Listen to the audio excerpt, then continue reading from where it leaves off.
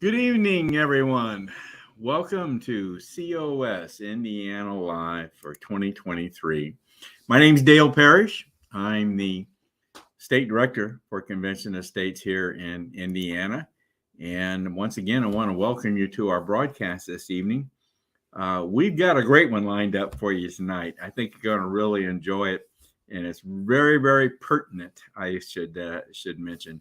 But we'll get into that very shortly.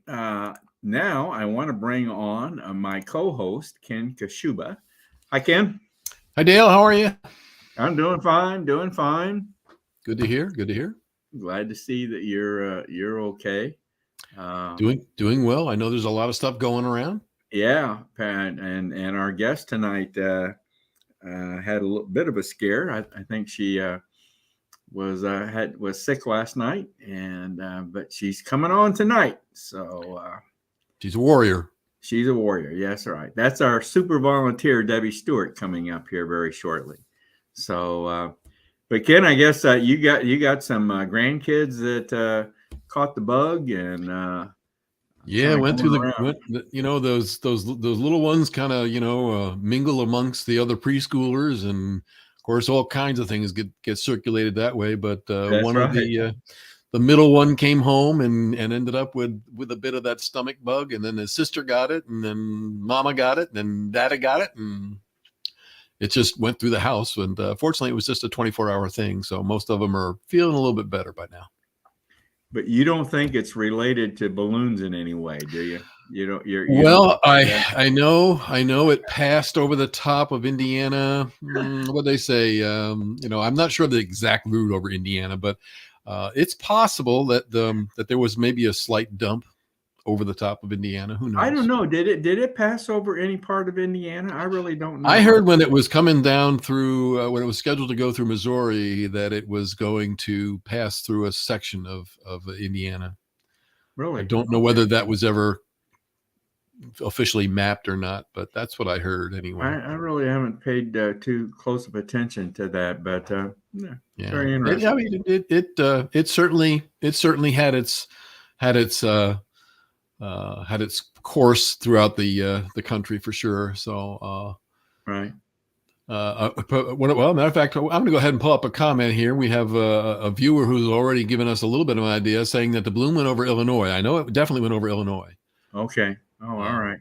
So I think it might have clipped a piece of Indiana. I don't know. Maybe it almost would have had to have got a piece of Indiana then, huh? Yeah, if it went through Illinois. Yeah. So thanks for that, Patricia. Well, okay. Yeah. She says she paid attention to the balloon, and now China knows where to bomb us. Where to bomb us? Okay, Patricia, you're going to get us in trouble now.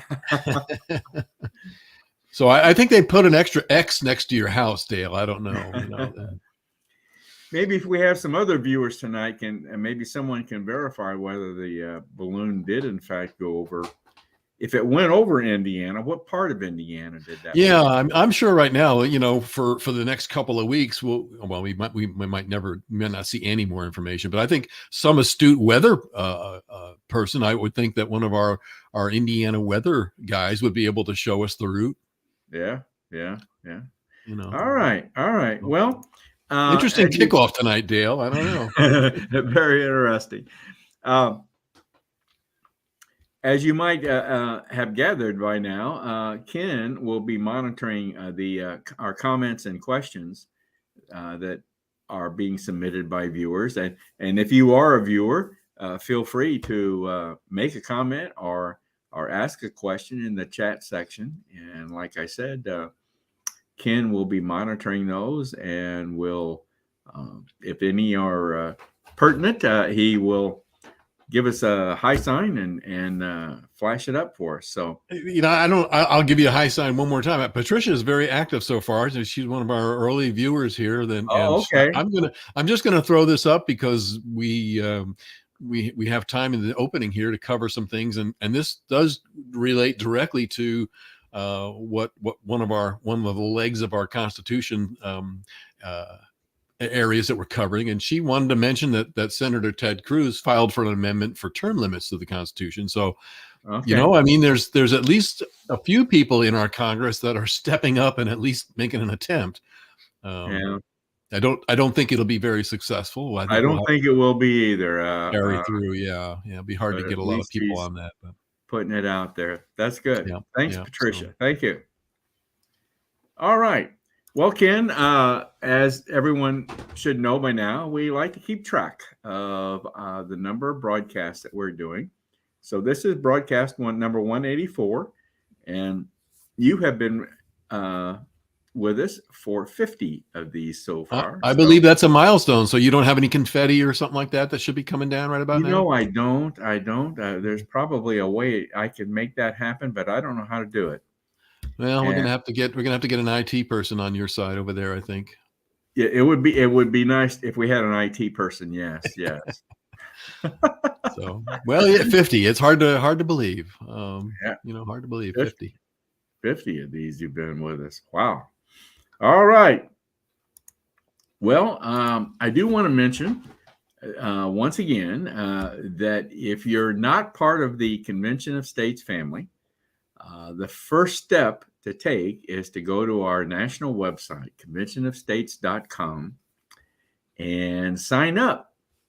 Provide the information required there, and you will automatically become a supporter of Convention of States. And so that gets the ball rolling, Ken, and hopefully, certainly that's an important step, but we hope that you maybe want to even get further involved. And this is what we do in our broadcast here is we want to bring you examples of people that are involved in Convention of States here, specifically here in Indiana. Our focus is right here in Indiana, and the people that are involved in Convention of States here in Indiana. So, but the first step is to go to that national website and sign up. Now, of course, every Monday night, as we are doing right now, Ken and I present COS Indiana Live, where we're focusing on Indiana and the people here in Indiana that are part of Convention of States. Now, every fourth Monday of the month, we change the format and we devote the format to a panel discussion.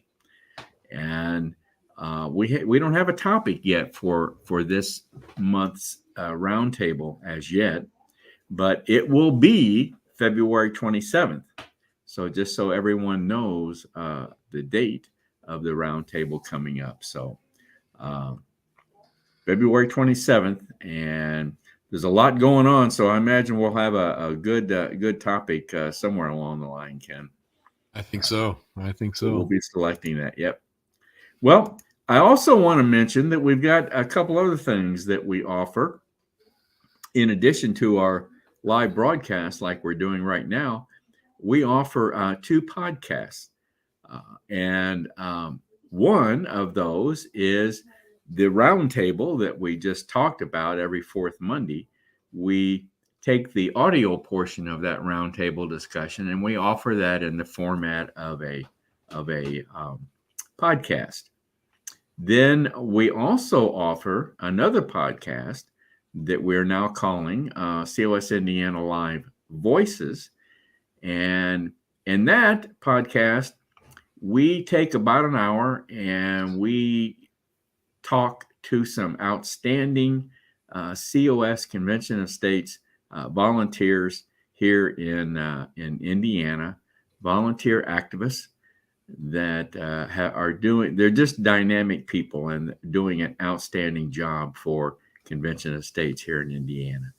And I know, Ken, we've commented about this many times that these are people we think we know very well, but we bring them on and we interview them and we learn some things that we didn't know about them.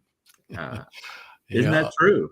Yeah, it's always interesting to figure out what part of the people's past they that they consider to be monumental in their development, and what has kind of shaped their focus over the years. Now, you had talked about maybe incorporating some questions relating to the podcast in the We kind of brought that up. We kind of brought that up last week, I believe, was it? If people had tuned in and listened to some of the early, well, I'd say, the first 3 or so Voices podcast, that they might be able to answer a few pertinent questions. So, yeah. Are you going to have a question tonight? That's I think it might have made it into the might have made it into the podcast tonight. Yeah, we'll see. All right. We'll see. We'll see when we get there. All right. Okay. All right. Well, those are both podcasts that are available, and you can find those on Spotify.com. Spotify.com. Where else can they find those podcasts? They can find them on the Google. I believe they can find them at this point on the Google podcast search. And of course, Anchor is a byproduct of Spotify or part of that company family there. But that's Anchor.fm. Anchor.fm. You can find it there. So I think if you go to Google Podcasts, you can find it there as well. So okay, all right. I think eventually it should eventually show up. Once you get enough viewership, I think it'll show up on Apple. Okay. All right. I'm not sure what the number is, but good deal. All right. Okay. Well, we want to mention a major event coming up for us in March, on March 8th. That's Wednesday, March 8th. We're going to be conducting our Surge Day, which is basically a rally that we conduct at the state capitol that day. And we're inside. We're in one of the main corridors. We have an information table set up. We have buttons and brochures and pamphlets to give to anybody that's interested and wants to talk to us about Convention of States. But more so, it's a time where we can connect as much as possible with our legislators, either getting them to the table to talk to them there, or to set up a private meeting with them. And I was able, as a matter of fact, to I've already set up a meeting with my state representative, and I've never met him before. So I'm very anxious for this to happen. But got that set up, and I'm working on my state senator as well. So I was able to meet with my state senator, or my representative on the Republican side. I was not able to on the Democratic side, so I'm going to make an attempt to try and get my Democratic representative to meet with me. We'll see. Okay, good deal. All right. Well, this is going to be a big day for us. We got a little short video that we're going to play a little bit later on in the broadcast about this Surge Day. So I've got a little bit more to go on that a little later on. Okay. Well, I want to let's tell everyone basically what we're going to be talking about tonight. Our theme all year long, all of last year, and it's going to continue this year, and that is, what activism can I take in Convention of States? So, we're the vision statement and mission statement for Indiana is to create this army of engaged activists. So this is what we're going to be talking about. This is what activism can I take here in Convention of States? And tonight, we're going to have with us, our guest tonight will be our super volunteer, we call super volunteer, Debbie Stewart. And she is going to be talking about the threat of China. Kind of appropriate with what all's going on, don't you think, Ken? Timing is everything. So this is going to be very interesting. Debbie's always brings some interesting material to us. So I know she tried to get a hold of President Xi, but he denied her request to come on tonight. So is that right? Yeah. Well, so, I'll tell you, boy, I give all the credit to Debbie for trying. Yeah. I can imagine she made a good effort at it, I'm sure. All right. Well, Ken, you want to talk about your segment here that's going to, after Debbie is finished, you'll be talking about raise your voice, right? Yeah, raise your voice. We'll go ahead and bring up the code now so people can get their smartphones out and be ready for tonight's portion, because I think it'll be one of those segments that I think, as we alluded to a little bit here, there'll be some interesting questions tonight. So you'll want to be prepared for that. So all you need to do is get your smartphone out and take that snapshot of that QR code. That'll get you linked in and ready to roll as soon as the questions are popped up. And if you're on a tablet or a desktop computer, anything other than your smartphone, you can just go to slido.com and put in the numbers 1086-281, and that'll put you into the queue so that you're ready to roll when that comes about. So that QR code and that address will remain, will come back on the screen when we start the presentation. So if you're not quite ready, you're still looking for your phone, or if you're on your phone and can't get it right away, it'll be there when that segment comes about. So that is our Slido presentation tonight, and we're looking forward to that. And I just want to mention, Ken, to our viewers, that these questions that we discuss or ask in this raise your voice polling section, that's information that we use to formulate the topics for the roundtable discussion. So it all helps us program the roundtable and future activities. So we'd like to know what our viewers are interested in, Dale. That's for sure. That's right. Mm-hmm. Well, as I mentioned, let's move on here. As I said earlier, our theme kind of is Convention of States and activism, and what we can do, what we're doing in the area of activism here in Indiana for Convention of States. So without further ado, Ken, let's bring on our guest this evening, Debbie Stewart, and see what kind of trouble she can get us into. Okay? Sounds good. There she is. Hello, right, Debbie. Smiling. Hi, Debbie. I got you muted here. Hold on. There you go. All right. I'm smiling because I'm laughing at you guys about me getting us into trouble. So. Well, Debbie, you wanted to talk about tonight the threat of China. So talk to us. Okay. Well, I know that I normally teach constitutional literacy, and I also teach civics, but I feel like, decades ago, we, the people, were usually, it was pretty local or state, and then some of us were federally oriented towards, our national government. But anymore, we're such a global planet that, we, the people, in order to run our country, we need to understand who our enemy is and what they're up to. And I don't see very much in the news at all talking about this stuff, but I feel like it's a real threat to us. And if you really start to dig down and do some research, we have to be responsible enough to keep tabs on who's doing what. And China really is a threat right now. Self-governance is all about knowing who our enemies are. You can't govern in a bubble. You govern in the midst of other countries who might try to harm you or hurt you or take over and things like that.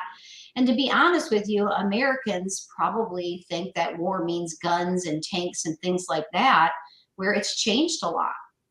And so that's why the first topic I had is, what is their domination strategy? We all know that China is out to control, they're out to dominate the world. They have made it known through books and through certain people talking, their military people over the years, but their strategy is a little bit different. It's very interesting. There was a book that came out in 1999, and it's called Unrestricted Warfare, and it was written by two colonels in the Chinese army. It was called the Liberation Army, I believe, back then. And they basically wrote this book. Their names were Kai Ling and Wang Xinzu. And they basically said that, you know, we have a plan over time. We're going to, and I'm going to go over a few of the things here. The book, Unrestricted Warfare, China's Master Plan to Destroy America. That was in 1999. And it is a long-term plan, isn't it? I mean, what we're talking, I think, decades out. Where we're focused on this year and next year, and they're thinking many years ahead, many years in the future. Yeah, they're very patient people. They are in a long war, and it's a non-military war with us. But I would say 90 to 95 Americans don't really have a good pulse on what exactly they're doing behind the scenes. And so it's interesting. This book is described. The primary concern is how a nation such as the People's Republic of China can defeat a technologically superior opponent such as the U.S. through a variety of strategies. And some of these strategies, I mean, there's like 20 of them listed, 30 of them, but diplomatic warfare, financial warfare, biochemical warfare, psychological warfare, tactical warfare, smuggling warfare, drug warfare. It just goes, the list goes on and on. And so they have decided, we're just going to chisel away at America a little bit at a time in many different areas. And they're going to be areas that people don't necessarily recognize that they're being chiseled away. It's actually quite creative and quite clever, you know. They're going to wear us down and deteriorate us over time. So when we're all worn down, they can basically come in and turn the lights on, and they can take over because we've been weakened so much in so many areas. But here's some of the things that they've been doing. Buying up farmland in the heartland of America. Right now, they bought up 192,000 acres. That's just farmland. That's not real estate. Okay, that's farmland, which is almost the size of Ohio, if you put it all together. Wow. They're acquiring strategic ports all over the world. They began something called the Belt and Road Initiative, which is a global infrastructure development strategy adopted by the Chinese government in 2013. And basically, they want to invest in over 150 countries to assume a greater leadership role in trade. And so they're trying to redo the Silk Road. And so they are acquiring all these different ports and these strategic places where trade is happening. They are technology spying. We already know that. We just have an example of that floated across our country for the whole time without being shut down. We'll get into that later, though. Lots of cyber theft, tons of that. Intellectual property piracy. We've got bioweapons. Some people, you know, there's still questions about, was the virus developed in Wuhan? What role did China play? Yeah. And even Trump, who probably was in the know, called it the China virus. I think there was a reason for that. Surveillance. We know that they're trying to get tons of data from us. I'm going to go into that here in a minute when we talk about elections. What about all the drugs pouring in the country? Do you know our biggest supplier of, and I call it supplier of fentanyl is right now? China. China's producing all this fentanyl, and they're getting it illegally over our southern border because they can. And we have so many people dying, and their lives are being destroyed because of that drug. What about compromised United States leaders and politicians? We've already talked about Eric Swalwell and others like him that are already compromised with the Chinese. So all of those things, you know, they're trying to manipulate the US dollar so they can make the yen the world currency. Well, that makes sense if you're trying to take over the world, right? They've entered all of our markets. They're now in the NASDAQ. They have, you got to remember all their companies, like we have all of our companies here are usually their own entities, but over there, they're all part of the CCP. They're state owned. So when you deal with a company, you're dealing with the government there. So, yeah.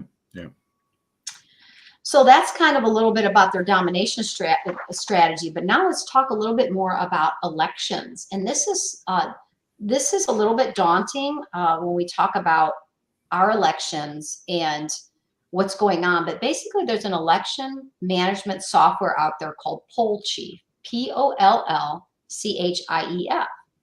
And it's actually a really good program. It helps you manage your elections, helps the leaders who are running elections.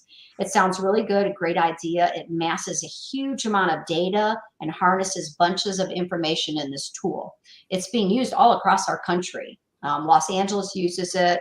The entire state of Montana uses it. Detroit. It's basically splattered, all over our country. Well, so it does 4 things. It does people management, poll management, site management, and oversees election management. So it sounds really good, doesn't it? We know who's working. We know what are the inspection records. We know we even know the schematics of the buildings, the building passcodes. Everything is housed in that. But the problem is the company behind Poll Chief is Konnech, Konnech, which in name is an American company, but the leader and CEO is Eugene Yu from China. He was Zhen Guanyu when he was over there. He changed his name, but he's part of the Hongxing Technology Group.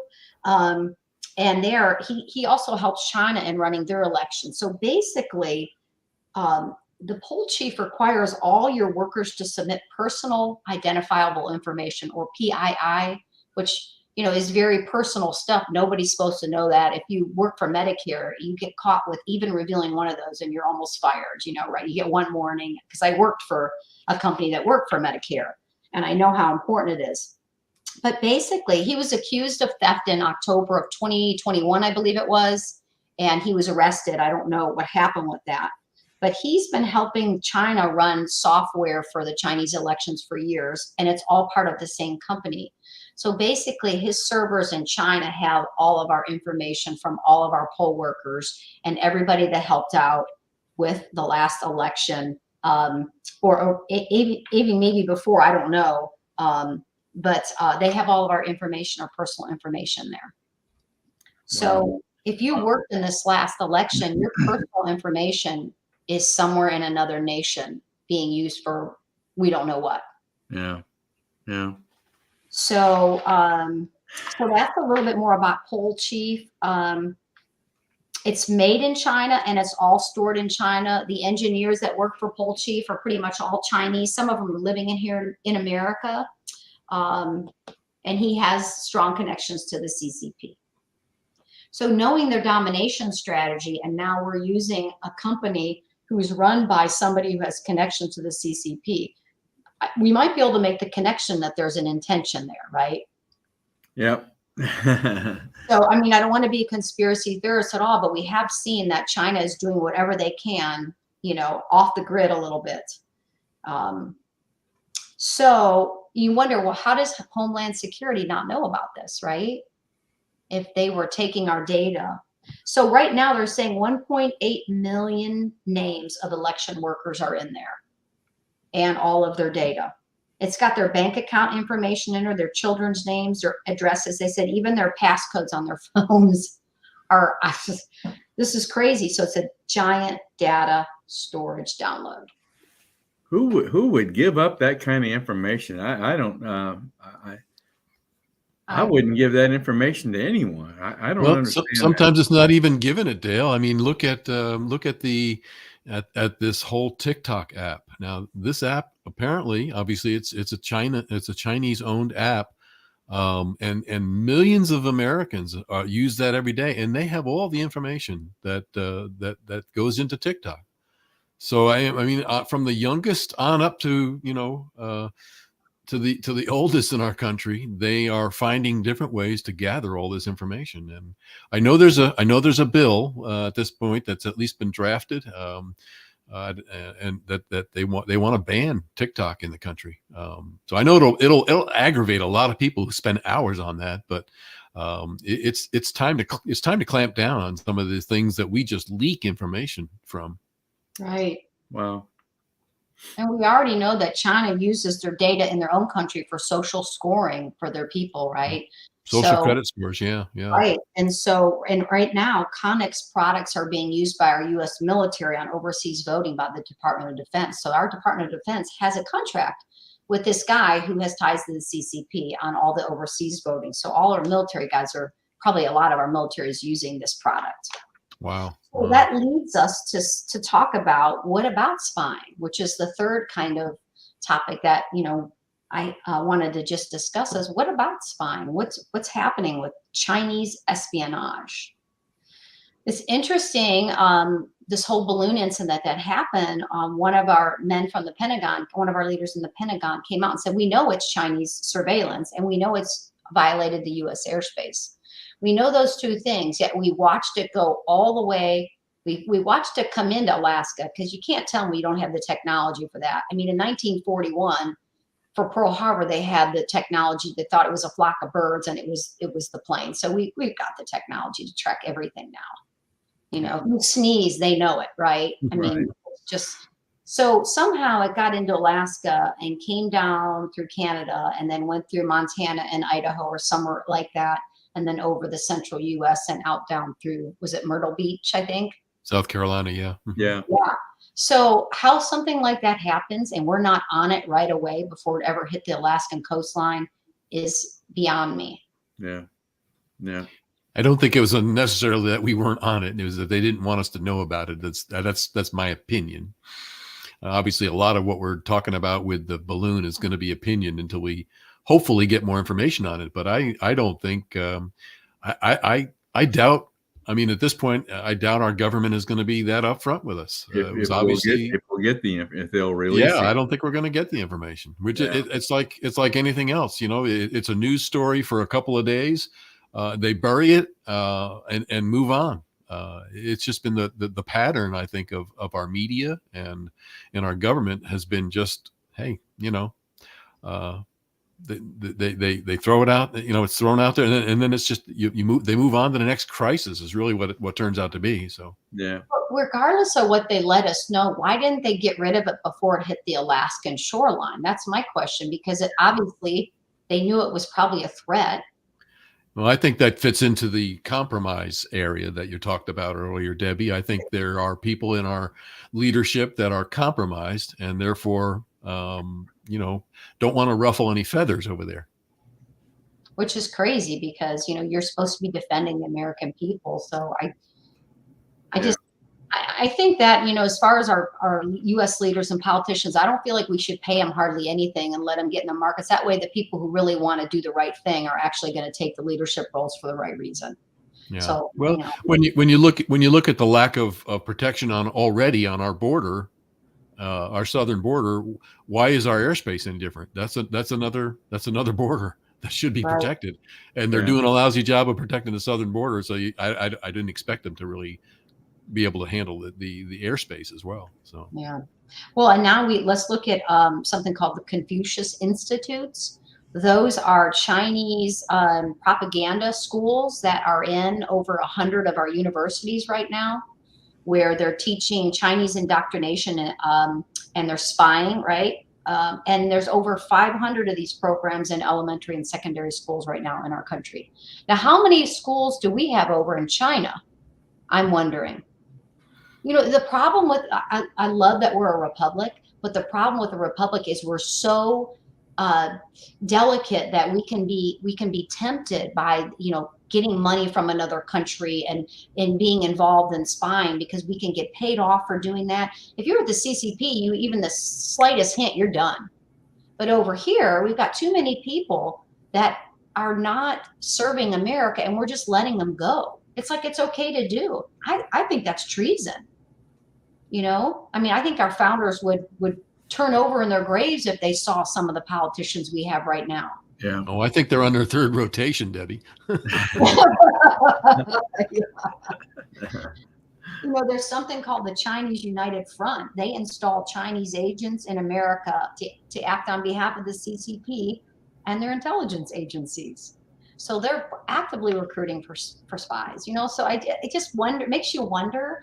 I think it's important, though, that getting back to activism and self-governance and things like that, that, you know, we're really paying attention that people want to take us over. They want to ruin our country. You know, we've been talking about the World Economic Forum and the United Nations for the last couple months, since I think December was the first one we did.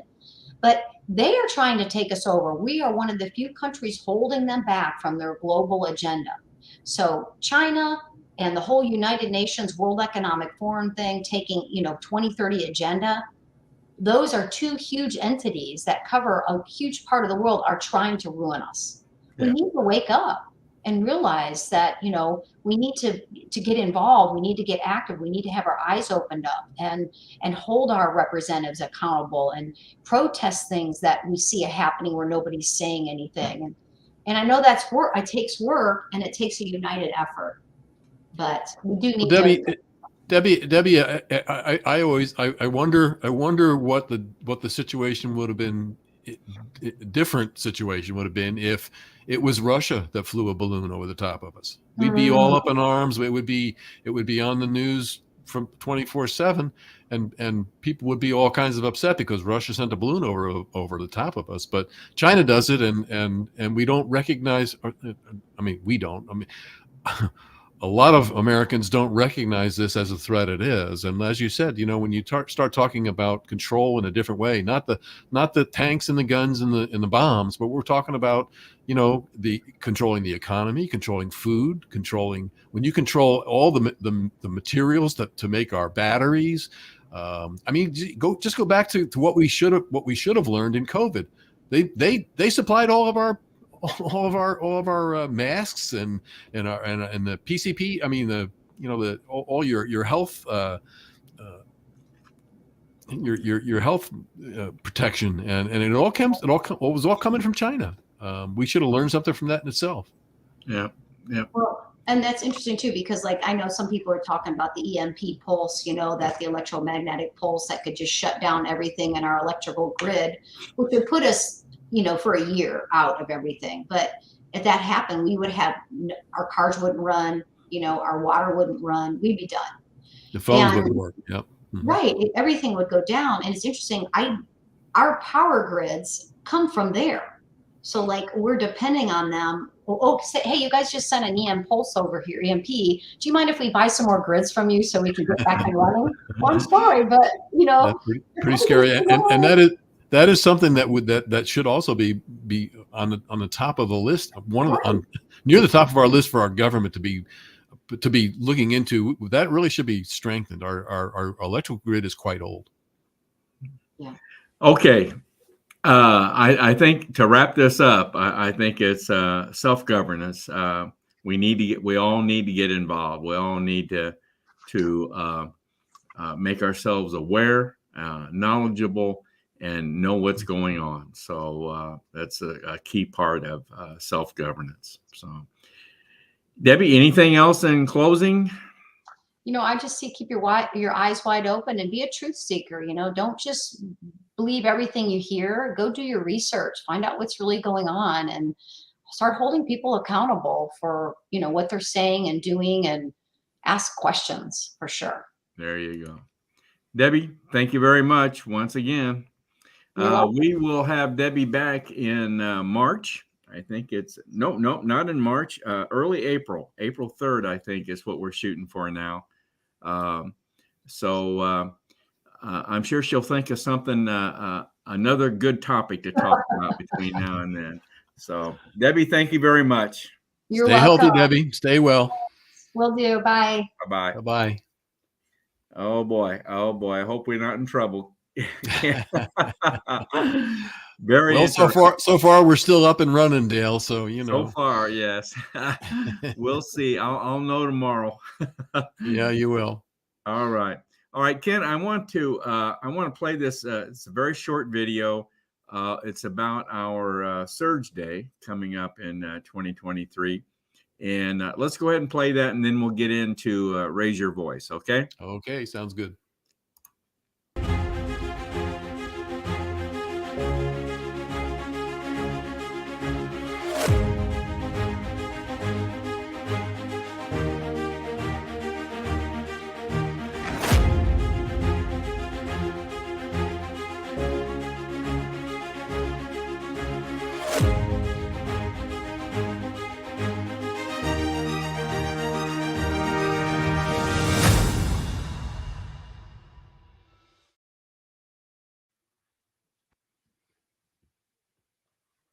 Well, you were right. That was short.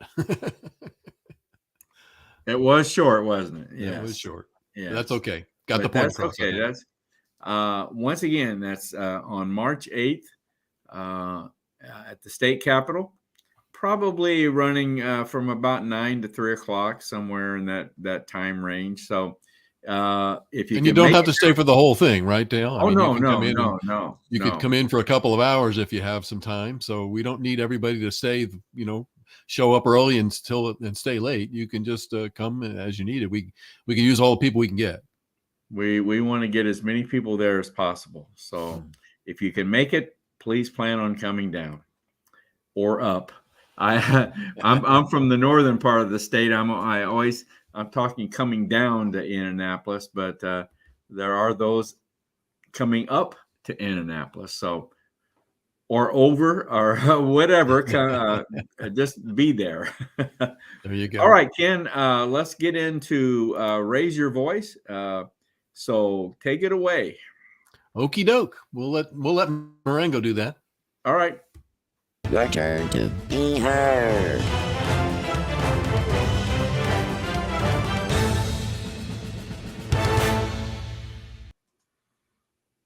Okay, as Marengo has mentioned, it's time for your voice to be heard. So we're going to bring up our polling segment tonight, and we'll go ahead and get that lined up so that we can share that with you tonight. And you should have that showing up on your screen right about now.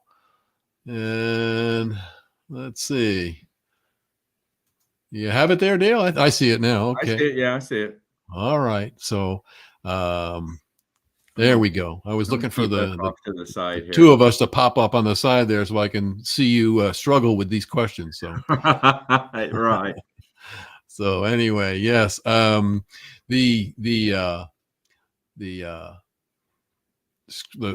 poll we have tonight, let me see. I've lost it here. Let me going to bring it back up. And I wasn't able to get it started under that tab, so we're going to try and bring it up again. I might have to lose you there on the side. For some reason it wasn't working. So there's our poll for the night. Join us at slido.com, 1086-281, or have your code out here and your QR code on your smartphone, and we'll bring up the first question and get started tonight. So first question tonight is going to be, what one word would you use to describe the Chinese balloon tour of the U.S.? So you were looking for just one word. We want to see what people's reactions were to this. We obviously talked about that tonight. So I thought we'd use that as a question. What one word would you use to describe the Chinese balloon tour of the U.S.? This is what they call a word salad type thing. So give us one word that you describe it. We're trying to get some the feelings of the people that are viewing tonight. Test run, scary, saddened. That's an interesting one. Yeah. Embarrassment, red carpet. So none of these so far are very encouraging about the way that we handled this thing. Precursor. There's an interesting one. That's interesting. Precursor. So we've got some interesting thoughts on this balloon trial run. Spying obviously was what's attached to it. So yeah, interesting. One word to kind of give us the idea of how people feel about this. So we will go on and there's another one, act of war. That's interesting. Wow. Yeah, that's interesting. And certainly you could put all of those into context and to kind of describe what people are feeling about this Chinese balloon. And again, it was as our government wanted. It was just a balloon. So just a balloon. Right. Right. All right. We're going to move on to our second one tonight. Thank you for that. We want to know, have you listened to either COS podcasts? That's Voices or Roundtable. Have you listened to the Voices or Roundtable? Not yet, or do you plan to? We're kind of trying to get a feel for how this is starting to come across, or whether people are getting to it. There's a plan to, and a Voices in a Roundtable. So we've got some obvious. Well, it looks like Voices and Roundtable getting 50-50 there, Dale. So yeah, and at least a couple of plan twos there. So. And some that are not yet there, but are planning to get to. So just kind of getting a feel. There are some people really like podcasts, and that's of course why we did this, why we are doing this. But very interesting. Yeah, well, and I think it a podcast is great because you can listen to it while you're in the car driving, or just walking around with your with your headsets on, jogging or working out. You can listen to a podcast, and right. It's kind of like it's kind of makes a nice way to multitask. I think is the way I look at that. So good. Well, and that listen, this question kind of precedes the next question. So, if for those that have listened to Voices or Roundtable, it will become in handy on our third question, because our third question is a quiz. We have a quiz going on, and it relates to the podcast that we've put out so far. I think we've alluded to this. So we're gonna see some names popping up of those who are participating. We're gonna give this a little chance for people to join the quiz and get on here. So if you listen to some of the podcasts, you're going to have a bit of an advantage. Otherwise, you're going to be guessing. And I would say if any of you are on the quiz tonight and happen to be part of the question at all, that you are eliminated from answering that particular question. So we'll just put that out early. So we've got a number of people that are on and listening. So we're going to go ahead and start the quiz. I think it's a two-parter. So this will be something new we're going to try tonight, and we're going to get the quiz started right about now. There's no timer on this one, so we're just going to kind of give it some time. So here's the question: which animal was mentioned in a Voices podcast as part of an experience of one of our Voices guests? Was it a horse, a dog, a cat, a hamster, or a sheep? Which animal was mentioned in a Voices podcast as part of an experience of one of our Voices guests? Now, we interviewed, what are we on? We're on number 5, but I think this was within the first 3, I think. 3 or 4. Yeah, I think it was number 3, I think. Number 3. So if you listened up as far as number 3, or you listened past that, you probably should know the answer to this. So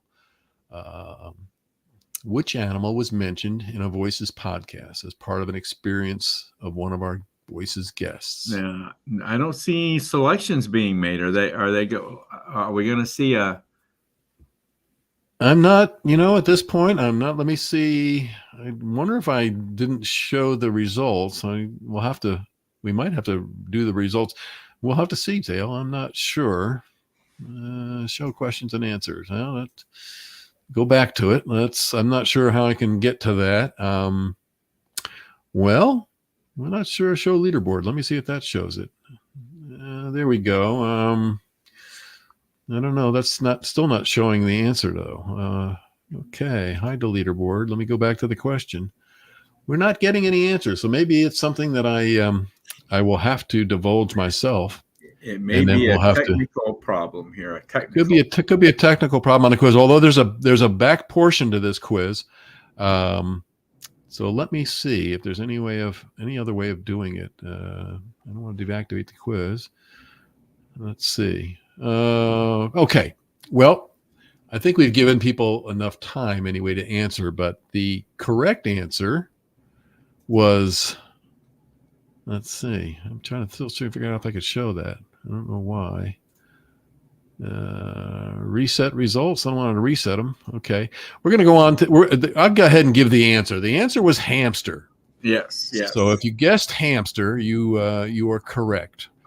Now, don't say anything yet, Dale, because I believe I can show a continuation of this quiz, I believe. Let's see. We got another question coming in elsewhere. That's not what we're looking for. Go back to the quiz and show that. And we're going to go. Oh, here it was. Here it was, Dale. Go. Oh, there it was. There it goes. So dog was 60% of the people. Cat was 20 and hamster was 20. So we didn't get any horse or sheep answers. But so we got obviously some people picked up the hamster deal, but the majority of people that said dog, I'm sorry, you were wrong. We'll have to. I think they were guessing. I think they were guessing. So I'm going to see if the second part came through. This was something I'm trying this week on the quiz. Not sure if it's going to work. Let's see. Hamster was the correct question or the correct answer there. So here it is. So which guess was it? Was it Dan Stock? Was it Marty Wood? Was it Gary Harbaugh or Rick Lyon? We've got 4 guests there. Which guest was it? One of those Susans participating in this should definitely know the answer to this. There's a couple Susans out there, but there's a couple Susans. I'm sure one of them will know the answer. So we'll see if I think I realized how to move forward with this double quiz section. So we'll give people a few minutes to go ahead and get their answers in on this. Which guess was it? Was it Dan Stock, Marty Wood, Gary Harbaugh, or Rick Lyon? So we're going to go ahead, and I think if I click the button again, we should probably get results on this. I'm hoping that's the way that this worked. There's a little bit of a experiment with the quiz this week there, Dale. So we'll go ahead and that's good. We'll go ahead and reveal it now. And look at that! Look at that! 50-50. 50 think it was Marty, and 50 think it was Gary. Huh? Very interesting. Yeah, because the real right answer was Rick Lyon. Yep. So there we go. Rick actually. He if I remember the story right, he was very, very interested in rockets, and he participated in a project, or was it a science project? Yep. A science project, and it was put on by the Air Force. I believe it was the Air Force, and he built a rocket and actually used a hamster. I don't know. I don't recall how many times, but he shot a rocket up with a hamster in it. I think at least a couple of times. And the last time he attempted it, the poor little fellow didn't make it. He didn't make it. So, but the United States Air Force gave him an award for that experiment, right? Yep, for that experiment. So he was our event coordinator, Rick. He's done a number of things for Convention of States, and we were very surprised to learn that aspect of Rick's background. So just some of the things you learn by listening to our podcast, The Voices. Yes. Well, I think that these podcast questions, I think these are fun. So everyone, take a listen to all those podcasts on Voices, and you'll be prepared.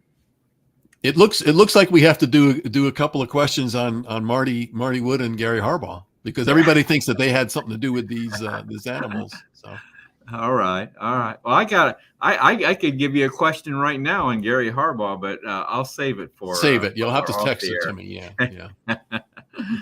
All right, Ken. Very good. Thank you very much. Yep. Let's start winding down here. I want to be sure to give everyone our email address. We've gotten quite a few comments tonight. I don't see the comments, Ken, but I see the number of comments pop up here. We've gotten some very good comment, or quite a good number of comments tonight. So that's good. And I think Dale, we've had a question from at least one of the viewers. We need to review where the podcast can be heard again. So that's Spotify.com, Spotify, Yes. Anchor.fm, or the Google Podcasts. You can do a search for them. Okay. As a matter of fact, I think just about if you already listen to podcasts, I think if you do a search for COS Indiana Voices or Roundtable, you'll be able to find them. Yes. We always just give Spotify.com as the main one. That's the main one, yeah. Anyway, back to our email address. If you have any more comments or any other comments or questions after the broadcast is over, email us at raiseyourvoicecos@gmail.com. raiseyourvoicecos@gmail.com. And Ken and I check those every day, so we'll respond to you if you want to email us there. Okay. Another reminder: next roundtable coming up February 27th. It's every fourth Monday of the month. So the next one coming up will be February 27th. Now, next week, we have as our special guest, we have our state grassroots coordinator coming on, Dale Tipton. That's what the SGC stands for, State Grassroots Coordinator. Dale Tipton's going to come on and talk to us about our new recruitment program, Ken, that we kicked off starting, I believe it was Sunday, the 29th, January 29th. That program kicked off, and we're really excited about this program, and we hope that it'll attract a lot of attention, and people will respond with their interest in getting involved in activism here in Indiana. So Dale's going to come on. He's kind of heading that up for us.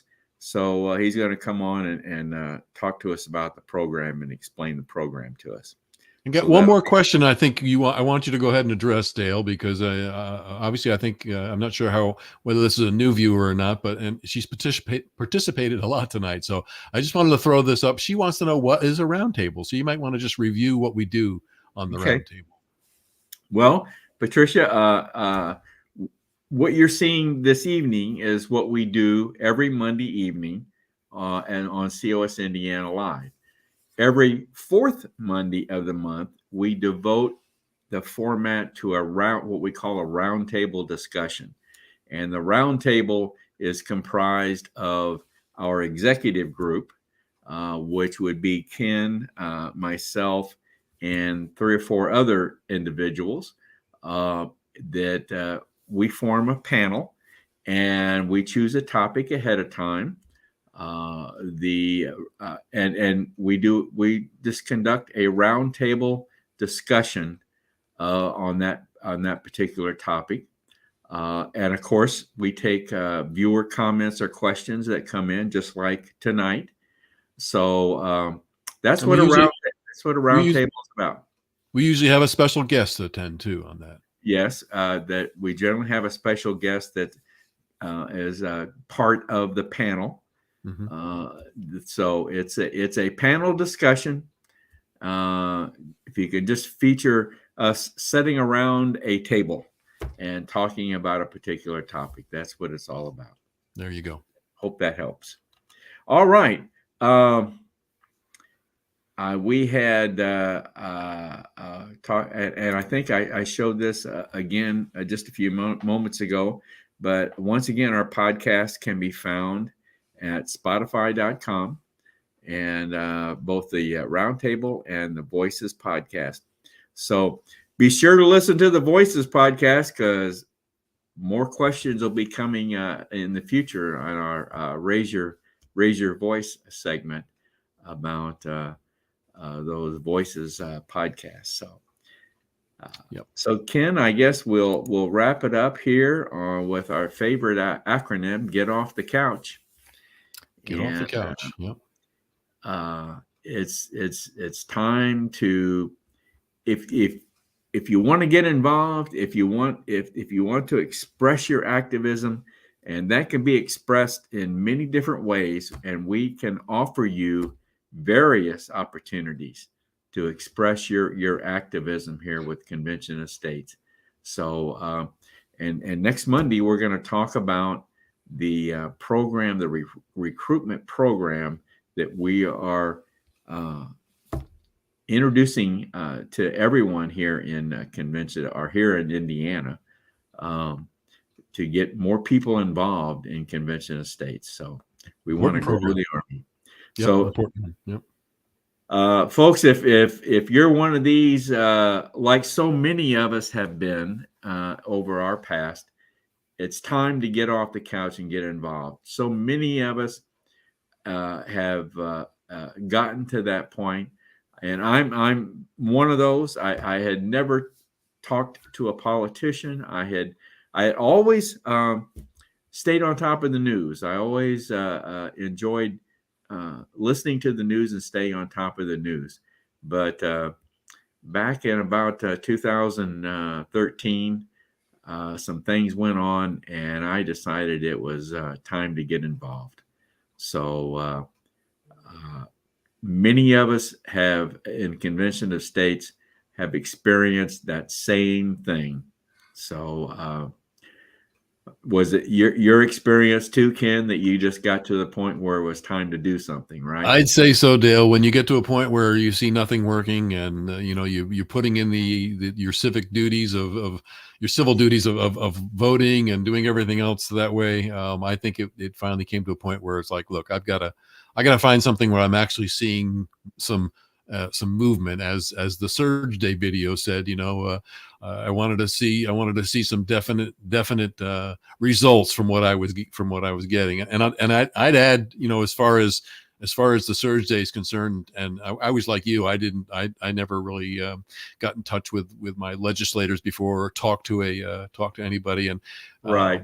On the Surge Day that we had, I actually got a chance to sit in front of my representative, and it was probably one of the most enjoyable times I've had, be able to sit face to face my legislator and just let him know how I felt. Yep. So same experience with me. Same. All right, that's a wrap for tonight, folks. Thank you all for joining us, and look forward to seeing you all again next Monday evening, same time, 7 p.m. So thank you, everyone. Have a great night. good night.